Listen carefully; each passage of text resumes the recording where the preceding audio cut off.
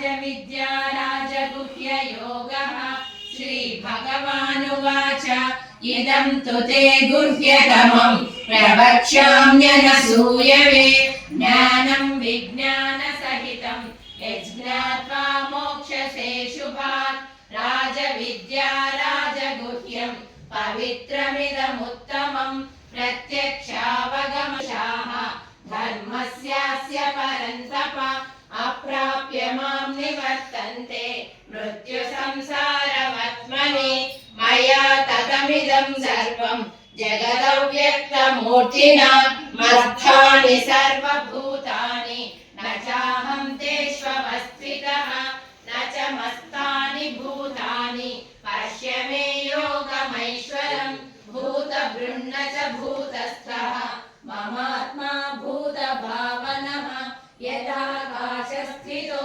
नित्यं वायुः सर्वत्र गोमहान् तथा सर्वाणि भूतानि मत्स्थानीत्युपधारय सर्वभूतानि कौन्तेय प्रकृतिं यान्ति मामिकां कल्पक्षये पुनस्तानि कल्पादौ विसृजाम्यहं प्रकृतिं स्वामवस्तभ्य विसृजामि पुनः पुनः भूतग्राममिमं कृत्स्नम् अवशं प्रकृतेर्वशात् न च मां तानि कर्माणि निबध्नन्ति धनञ्जय उदासीनवदासीनम् असक्तं तेषु कर्मसु मयाध्यक्षेण प्रकृतिः सूयते सचराचरं हेतुनानेन कौन्तेय जगद्विपरिवर्तते अवजानन्ति मां मूढाः मानुषीं तनुमाश्रितं परं भावमजानन्तः मम भूतमहेश्वरं मोघाशामोघकर्माणः मोघज्ञानाविचेतसः राक्षसीमासुरीं चैव प्रकृतिं मोहिनीं श्रिताः महामानस्तु मां पार्थ दैवीं प्रकृतिमाश्रिताः भजन्त्यनन्यमनसः ज्ञात्वा भूतादिमव्ययं सततं कीर्तयन्तो मां यतन्तश्च दृढव्रताः नमस्यन्तश्च मां भक्त्या नित्ययुक्ता उपासने ज्ञानयज्ञेन चाप्यन्ये यजन्तो मामुपासते एकत्वेन पृथक्त्वेन बहुधा विश्वतो मुखम् अहं क्रतुरहं यज्ञः स्वधाहमहमौषधं मन्त्रोऽहमहमेवाज्यम् अहमग्निरहं हुतं पिताहमस्य जगतः माता धाता पितामहः वेद्यं पवित्रमोङ्कारः ऋक्सामयजुरेव च गतिर्भर्ता प्रभुः साक्षी निवासः शरणं सुहृत् प्रभवः प्रलयस्थानं निदानं बीजमव्ययं तपाम्यहमहं वर्षं निगृह्णाम्युत्सृजामि च अमृतं चैव मृत्युश्च सदसच्चाहमर्जुन त्रैविद्या मां सोमपापूतपापाः यज्ञैरिष्ट्वा स्वर्गतिं प्रार्थयन्ते ते पुण्यमासाद्य सुरेन्द्रलोकम् अश्नन्ति दिव्यान् दिवि देव भोगान् ते तं भुक्त्वा स्वर्गलोकं विशालं क्षीणे पुण्ये मर्त्यलोकं विशन्ति दैवं त्रयी धर्ममनुप्रपन्नाः गतागतं कामकामा लभन्ते अनन्याश्चिन्तयन्तो मां ये जनाः पर्युपासते तेषां नित्याभियुक्तानां योगक्षेमं वहाम्यहं येऽप्यन्यदेवता भक्ताः यजन्ते श्रद्धयान्विताः तेऽपि मामेव कौन्तेय यजन्त्य विधिपूर्वकम् अहं हि सर्वयज्ञानां भोक्ता च प्रभुरेव च न तु मामभिजानन्ति तत्त्वेनान्तस्य वन्दिते यान्ति देवव्रता देवान् पितॄन् यान्ति पितृव्रताः योगानि यान्ति भूतेज्याः यान्ति मद्याजिनोऽपि मां पत्रं पुष्पं फलं तोयं यो मे भक्त्या प्रयच्छति तदहं भक्त्युपहृतम् अश्नामि प्रयतात्मनः यत्करोषि यदश्नासि यज्जुहोषि ददासि यत् तपस्यसि कौन्तेय तत्कुरुष्व मदर्पणम् शुभाशुभफलैरेवं मोक्षसे कर्मबन्धनैः संन्यासयोगयुक्तात्मा विमुक्तो मामुपैष्यसि समोऽहं सर्वभूतेषु न मे द्वेष्योऽस्ति न प्रियः ये भजन्ति तु मां भक्त्या मयि ते चेषु चाप्यहम् अविचेतसुराचारः भजते मामनन्यभाक् साधु एव समन्तव्यः सम्यक् व्यवसितो हि सः क्षिप्रं भवति धर्मात्मा शश्वच्छान्तिं निगच्छति कौन्तेय प्रतिजानीहि न मे भक्तः प्रणश्यति मां हि पार्थव्यपाश्रित्य येऽपि स्युः पापयोनयः स्त्रियो वैश्यास्तथा शूद्राः तेऽपि यान्ति परां गतिं किं पुनर्ब्राह्मणाः पुण्याः भक्ता राजर्षयस्तथा अनित्यमसुखं लोकम् इमं प्राप्य भजस्व मां मन्मना भव मद्भक्तः मद्याजी मां नमस्कुरु मामे वैष्यसि युक्त्वैवम् आत्मानं मत्परायणः श्रीमद्भगवद्गीतासु उपनिषत्सु ब्रह्मविद्यायां योगशास्त्रे श्रीकृष्णार्जुन संवादे राजविद्या राजगुह्ययोगो नाम नवमोऽध्यायः।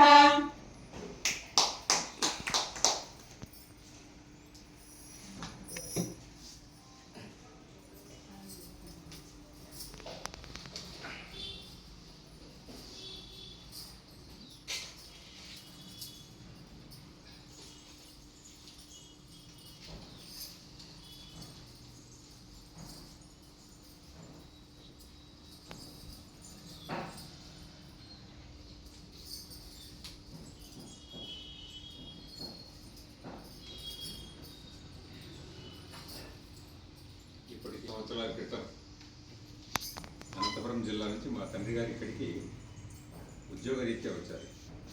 ఆళ్లగడ్డకి కాశీభట్ల మల్లికార్జున శాస్త్రి. ఇక్కడ 1945-50కే ఎంఏ బిఈడి వాడు. ఈ పతంజలి యోగ శాస్త్రంలో బాగా నిష్ణాతులు, బాగా ప్రావీణ్యం ఉంది.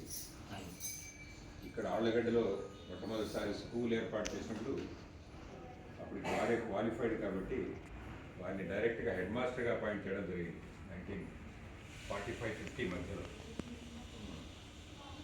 ఇక్కడే వచ్చి వారు స్థిరపడ్డారు. ఇక్కడ ఆళ్లగడ్డ, చాగల్మర్రి, పత్తికొండ, గిద్దలూరు ఈ 4 ప్రదేశాల్లో 40-45 సంవత్సరాలు ఉద్యోగం చేశారు.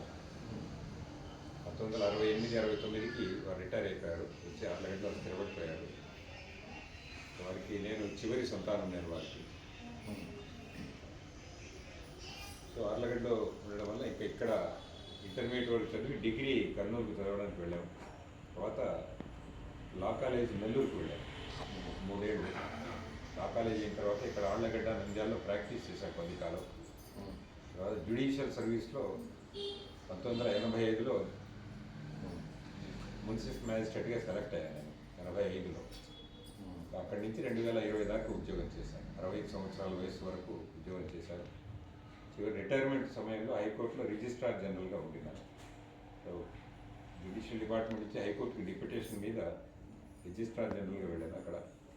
సో ఇన్ని సంవత్సరాలు ఎక్కడ బయట తిరుగుతూ ఉన్నా కూడా ఆళ్లగడ్డతో అనుబంధం, ఎందుకంటే తండ్రి గారి యొక్క గొప్పతనం ఉంది కాబట్టి దీన్ని పోగొట్టుకోకుండా ఇక్కడే స్థిరపడాలనే ఉద్దేశంతో వాళ్ళ తండ్రి గారు ఇచ్చిన చిన్న స్థలాన్ని కాపాడుకుంటూ వచ్చి 2020లో వచ్చిన తర్వాత ఆ ప్రదేశాన్ని కొంచెం జాగ్రత్తగా తయారు చేసి ఇప్పుడు దాన్ని 2023 నరసింహ జయంతి రోజున ఇక్కడ ఆదిశంకరాచార్య యొక్క ప్రతిష్ఠ చేశాం ఆ ప్రదేశంలో. అది తండ్రి గారు ఇచ్చిన స్థలాన్ని ఇక్కడ పీఠాధిపతులు అందరూ వాడికి పాద పూజలు, వారి యొక్క మహాత్యం, పెద్ద పెద్ద ప్రవచనకర్తలందరూ వచ్చి వెళ్ళిన ప్రదేశం మా తండ్రి గారి కోసం. అందువల్ల ఆ స్థలాన్ని పోగొట్టకుండా తండ్రి మీద ఈ ఊర్లో ఉన్న గౌరవాన్ని మనం వీలైనంతవరకు కాపాడడం కోసం ఇక్కడి నుంచి వచ్చి ఇక్కడే స్థిరపడడం జరిగింది. ఆ ముగ్గురు అబ్బాయిలు, ఒక అబ్బాయి హైదరాబాద్ ఉంటాడు, నెదర్లాండ్స్ నుంచి వచ్చి హైదరాబాద్ సెటిల్ అయ్యారు. రెండో అబ్బాయి అమెరికాలో ఉంటాడు. మూడో అబ్బాయి నంద్యాలలో అడ్వకేట్గా ప్రాక్టీస్ చేస్తున్నారు. ముగ్గురు అబ్బాయిలు వాళ్ళ పాటు వాళ్ళు లైఫ్లో సెటిల్ అయి ఉన్నారు. ఇక 2023 ఈ దేవాలయం వచ్చిన తర్వాత ఇక్కడ కార్యక్రమం చేశాను. దానికి ఒక సంవత్సరం ముందు 2023 నుంచి 24 దాకా అహోబిలానికి ప్రత్యేక అధికారిగా ఉదయం పనిచేశాను. అహోబిలం దేవస్థానానికి ఒక సంవత్సర కాలం ఓఎస్డి ఆఫీసర్ ఆఫ్ స్పెషల్ డ్యూటీగా పనిచేశాను. అక్కడ వ్యవస్థ ఒక సంవత్సరం చూడడం జరిగింది. తర్వాత ఇక్కడ ఈ దేవాలయం వ్యవస్థ ఉండడం వల్ల కొంచెం నాకు సమయం సరిపోక మళ్ళీ నేను బయటికి రావడం జరిగింది. సో గత సంవత్సరం ఏప్రిల్ 2024 నుంచి ప్రతినిత్యం ఆ దేవాలయంలో అనుబంధంతో చాలా కార్యక్రమాలు జరిగాయి. వాటిలో ముఖ్యమైన కార్యక్రమం భగవద్గీత 18 అధ్యాయాలు నేర్పించడం. ఎవ్రీడే నడుస్తూ ఉంటుంది, ఒకరోజు కూడా బ్రేక్ లేకుండా. ఈ రోజు దాకా ప్రతిరోజు భగవద్గీత 18 అధ్యాయాలు వీళ్ళు నేర్చుకుంటున్నారు. వీళ్ళు ఒక 25 మంది 30 మంది గృహస్థులు, మన మహిళలు 25 మంది దాకా మాతృమూర్తులు వస్తారు. ఒక 25 మంది దాకా నేర్చుకుంటున్నారు. 18 అధ్యాయాలు పూర్తయ్యాయి. ఇంకా రేపు ప్రతి శంకర జయంతికి పుష్పగిరి పీఠాధిపతి వారు వస్తారు. ప్రతి శంకర జయంతికి వస్తారు. కంచి పీఠాధిపతి వారు దేవాలయానికి రావడం జరిగింది. శృంగేరి పీఠాధిపతి వారు కూడా వచ్చి ఆశీర్వదించడం జరిగింది. సో పుష్పగిరి పీఠాధిపతి వారు ఎప్పుడు ఆశీర్వాదం ఏం చేస్తారంటే, ఇది రాయలసీమలో ఇది ఒక కాలాడి లాంటి ప్రదేశం కావాలని వారు ఎప్పుడు ఆశీర్వాదం చేస్తుంటారు. సో ధార్మిక కార్యక్రమాలు తండ్రి యొక్క వారి యొక్క మానసిక స్థితిని అర్థం చేసుకుని ఇక్కడ శంకరానంద ఆశ్రమం ఉంటుంది. మీకు బహుశా పరిచయం ఉంటుంది. శంకరానంద ఆశ్రమానికి 1940లో మొట్టమొదటి కార్యదర్శి మా తండ్రి గారు ఇక్కడ ఆర్లగడ్డకు వచ్చినప్పుడు. సో ఈ ఆధ్యాత్మికత, ఈ ధార్మికత ఇదంతా కాస్త వాటి ద్వారా కొంచెం తెలుసుకున్న విషయాల్ని ఎక్కువ మందికి ప్రచారం చేయడమే ముఖ్య ఉద్దేశం. ఇక్కడ వేరే ఉద్దేశం ఏం లేదు ఆర్లగడ్డలో.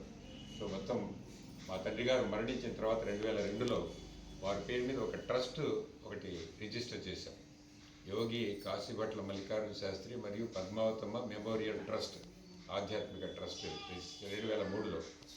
ఉద్యోగంలో ఉండడం వల్ల, వివిధ పోస్టుల్లో ఉండడం వల్ల ఈ కార్యక్రమాలు నిర్వహించడం కొంత సులభం అనిపించలేదు. సిబిఐ కోర్టు లాంటి పెద్ద పెద్ద కోర్టులో చేయడం వల్ల కొంచెం సమస్యలు, ఆర్థికమైన వివాదాలు వచ్చే అవకాశం ఉందనే ఉద్దేశంతో కొంతకాలం 2008 నుంచి తక్కువ చేశాం. ఆ సంస్థ ద్వారానే 2007లో చాగంటి కోటేశ్వరరావు గారిని ఇక్కడ 3 రోజులు ప్రవచనానికి తీసుకురావడం జరిగింది. 2003 మొట్టమొదటి ఇదే అమావాస్యలోనే ప్రవచనం కూడా జరిగింది. అదే అది 2002 మా సంస్థ తరఫున తీసుకురావడం జరిగింది. సో వారితో కూడా అనుబంధం చాలా సంవత్సరాలు ఉంది. ఇప్పుడు కూడా అప్పుడు కలుస్తుంటాం. సో తర్వాత 2020లో ఇక్కడ వచ్చిన తర్వాత ఇంకా ఇది పూర్తి స్థాయిలో ఈ కార్యక్రమాలు చేస్తూ ధార్మికంగా ఆర్లగడ్డలో మనం చేయగలిగినది ఏదైనా ఉంటే, భగవంతుడు ఊపిరి ఇచ్చినంత వరకు మనం చేయగలిగింది ఏదో చేయాలని ఉద్దేశం. ప్రపంచంలోని కష్టాలన్నీ నేను తీర్చలేకపోవచ్చు, కానీ నేను చేయగలిగింది ఏదైనా ఉంటే అది చేయాలని ఉద్దేశంతో మనం ఇక్కడ ఈ కార్యక్రమాలు చేయడం మొదలుపెట్టాం. దాదాపు ఒక 50 నుంచి 75 కుటుంబాలు బహుశా దీని ద్వారా కాస్త స్ఫూర్తి పొంది ఉంటాయని మేము అందరం అనుకుంటున్నాం. మాతృమూర్తులు చాలా నిబద్ధతతో కార్యక్రమాలు చేస్తారు. ప్రతి దేవాలయానికి వెళ్ళి ఇప్పుడు మేమేం చేస్తున్నామంటే, ఒక నెల నుంచి 5:30 నుంచి 6:45 దాకా భగవద్గీత నేర్చుకున్న తర్వాత మా దగ్గర 2-3 వాళ్ళ గ్రూపులుగా విడిపోయి ఏదో ఒక దేవాలయానికి వెళ్ళి అక్కడ ఒక భగవద్గీత ఒక 2 అధ్యాయాలు చదివి వెళ్తారండి. ఇది ప్రతిరోజు నిత్యం జరుగుతుంది. 5:30 నుంచి 6:45 దాకా మా దేవాలయంలో భగవద్గీత పారాయణ చేసి, ఆ తర్వాత వాళ్ళు 2-3 వాళ్ళు విడిపోయి ఆర్లగడ్డలో ఉండి ఏదో ఒక దేవాలయానికి వెళ్ళి అప్పుడు మళ్ళీ భగవద్గీత చదివి ఇంటికి వెళ్తారు. ఇది నేర్పించారు వాళ్ళు.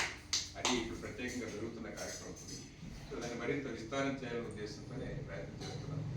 సో దాన్ని ఇప్పుడు రేపు శంకర జయంతి సమయానికి దాన్ని మరింత విస్తారం చేయాలి, కొంచెం మాడిఫికేషన్ చేయాలని ఒక 150 మంది 100 మంది కూర్చోవడానికి వీలుగా తయారు చేసి ఒక మందిరం లాగా తయారు చేస్తున్నాం.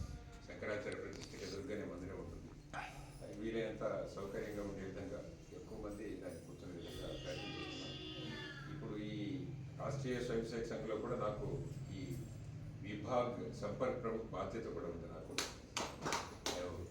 గత 15 రోజులుగా ఒక 20 ప్రదేశాల్లో ముఖ్య వక్తగా వెళ్ళడం జరిగింది. ఈరోజు సాయంత్రం నంద్యాల సంజీవ్ నగర్లో ఈరోజు కార్యక్రమం ఉంది. నిత్యతృప్త దాస్ గారు వస్తారు దానికి. సో వారిని జనవరి 1వ తేదీ వీలైనంత వరకు ఎక్కువ మంది మర్చిపోవడానికి మీరు ఒక ప్రవచనం ఇవ్వాలి మా దేవాలయం దగ్గర అని చెప్పి రేపు సాయంత్రం వాళ్ళ యొక్క ప్రవచనం కూడా ఏర్పాటు చేశారు. రేపు సాయంత్రం 5 గంటల నుంచి వారి యొక్క ప్రవచనం ఉంటుంది మా దేవాలయంలో. దాదాపు 100-150 మందిని ఆహ్వానించారు. సాయంత్రం ఆ కార్యక్రమం జరగబోతుంది. ఇది పూర్తిగా ఇది ఎటువంటి సమాజం నుంచి ఆర్థికమైన లావాదేవీలు లేని ఒక వ్యవస్థ ఏర్పాటు చేయడం ముఖ్యమైన మా ఉద్దేశం. ఈ ఆర్థికమైన లావాదేవీలకు వెళ్ళినప్పుడు వ్యవస్థలు ముఖ్యంగా ఎక్కువ వివాదాల్లోకి వచ్చే అవకాశం ఉంది. అందువల్ల ఈ వ్యవస్థని పూర్తిగా ధార్మికంగా, సామాజికంగా, దేశభక్తి పరంగా మనం వీలైనంత వరకు వ్యవస్థని ముందుకు తీసుకెళ్ళడం ఉద్దేశం. యార్లగడ్డ లాంటి ప్రదేశంలో మనుషులకి కనీసం ప్రాథమికమైన కొన్ని విషయాలు తెలియకపోవడం వల్ల, వ్యక్తుల మధ్య వైషమ్యాలు అది చాలా తీవ్రంగా ఉండడం వల్ల, అది వారి ఏ రంగంలో ఉన్నా కూడా ఆ రంగం కలుషితం కావడం జరుగుతుందనేది మనం అందరం గమనిస్తున్న విషయం. సరే, ప్రపంచంలో ఈ యొక్క కలుషితం అన్నది ప్రపంచంలో అది ఒక భాగమే, మీ అందరికీ తెలిసిన విషయమే. కానీ దాన్ని సవరించుకుంటూ మనం చేయగలిగింది ఏదో ముందుకు తీసుకెళ్లాలనే ఉద్దేశంతో ఈ వ్యవస్థను ఏర్పాటు చేయడం జరిగింది. ఇంట్లో పెద్దగా ఒక ఏదో వ్యక్తిగతమైన పేరు ప్రతిష్టలు ఇలాంటి వాటికి ఎటువంటి ప్రాముఖ్యం లేని ఒక చిన్న వ్యవస్థను ఇక్కడ ఏర్పాటు చేయడం జరిగింది. గత 2-3 సంవత్సరాలుగా మీ యొక్క మార్గాన్ని మేము వీడియోల ద్వారా వాటి ద్వారా గమనిస్తున్నాం. 2-3 సార్లు మిమ్మల్ని అహోబలంలో చూడడం కూడా జరిగింది. కానీ మీతో మాట్లాడడానికి అవకాశం లేదు. మీరు ఎక్కడ దూరంగా ఉండడం వల్ల మాట్లాడలేకపోయాను నేను. మిగతా అందరూ మన మిత్రులు, మన కరుణాకర్ గారు, వీళ్ళందరూ కూడా మన వద్దిపర్తి పద్మాకర్ గారు వారి యొక్క కార్యక్రమానికి నేను నైమిసారణ్యం వెళ్ళినప్పుడు అక్కడ వారితో 7 రోజులు ఉండడం జరిగింది. అక్కడ కార్యక్రమాల్లో వారిని కలవడం జరిగింది. నిన్న చూసే వారి యొక్క పోరాటాలను చూసాం. నిన్న శృంగేరి పీఠాధిపతి గారు ప్రత్యేకంగా మీరు చూశారు, మీకు శివశక్తి వాళ్ళకి ఒక ప్రత్యేకమైన సందేశం ఇచ్చి వారి యొక్క కార్యక్రమాల్ని చేయడం మొట్టమొదటిసారిగా భారతదేశం మొత్తం మీద మొట్టమొదటిసారి అనుకుంటున్నారు. ఒక పీఠాధిపతి కూర్చొని ఒక వ్యవస్థ గురించి వారి పేరు తీసుకొని వారిని గురించి ప్రత్యేకంగా ధర్మం కోసం పోరాటం చేస్తున్న వాళ్ళకి మీరు మద్దతు ఇవ్వాలని వారు ప్రత్యేకంగా ఇంత సమాజంలో చెప్పడం అనేది నిన్న మొట్టమొదటిసారిగా మేము చూడడం జరిగింది. అంటే ఇలా సమాజంలో ధర్మాన్ని నిలబెట్టడం కోసం పోరాటం చేస్తున్న వాళ్ళకి మద్దతు ఇవ్వడానికి మనం చేయగలిగింది ఏమిటో ఆలోచించామని మా వాళ్ళు కూడా మేము ఎప్పుడు చెప్పుకుంటాం. మనం డైరెక్ట్గా వీధిలోకి వెళ్ళి యుద్ధాలు చేయలేని పరిస్థితుల్లో ఉన్నవాళ్ళు ఏదైనా సరే కనీసం మీరు చేయగలిగింది ఏదో ఒక అడుగు మీరు చేయాలనే ఉద్దేశంతో వీళ్ళందరూ చెప్పుకుంటాం. కాబట్టి మీ అందరి చేస్తున్న కార్యక్రమాలు స్ఫూర్తి మా వెనక కూడా తప్పనిసరిగా ఉంది. మా అందరికీ స్ఫూర్తి కూడా ఇలాంటి కార్యక్రమాలు. ఎందుకంటే ఎప్పుడప్పుడు ఎందుకు మనకి ఇంత అనిపిస్తుంటుంది, అయినా అప్పుడప్పుడు ఇలాంటి విషయాలు పెద్దవాళ్ళు చూసినప్పుడు కాదు ఇది ఇంకా చేయవలసింది ఏదో ఉందని స్ఫూర్తితోనే మేము కార్యక్రమాలు చేస్తుంటాం. చాలా నిరుత్సాహం వస్తుంది, మీకు తెలియదేం కాదు. మీకు సమాజంలో వాటన్నిటిని దాటుకొని వెళ్ళాలి. ముఖ్యంగా ఇలాంటి ప్రదేశాల్లో ఇది ఇంత అవసరమా అనిపించే సందర్భాలు వచ్చినా వాటిని సవరించుకొని ముందుకు వెళ్ళడానికి ప్రయత్నం చేస్తున్నాం స్వామి. అదే ఈ ఉద్దేశం. ఈ వ్యవస్థ ఆర్లగడ్డ వరకు నాకు వ్యక్తిగతంగా ఎందుకంటే నా గుర్తింపు అంతా ఆర్లగడ్డలో మల్లికార్జున శాస్త్రి గారి కొడుకు కానీ ఇప్పుడు దాకా నిలబెట్టుకోవడానికి ఇక్కడికి వచ్చాను. నేను జడ్జిగా ఇక్కడికి రావాలని ఉద్దేశం ఎప్పుడు మాకు లేకపోవడం మా ఉద్దేశం. అది ఉద్దేశం. వారు చేసిన గొప్ప పనులన్నీ మనం గుర్తించుకోవడానికి, వారి యొక్క మానసికంగా వారి యొక్క సమాజం కోసం వారు చేసిన కృషిని మరింత విస్తారం చేయడానికే తప్ప వ్యక్తిగత పేరు ప్రతిష్టలు గురించి ఎప్పుడు ఆలోచించకుండా ఇక్కడ వ్యవస్థలు నిర్మాణం చేయడానికి ప్రయత్నం చేస్తున్నాం.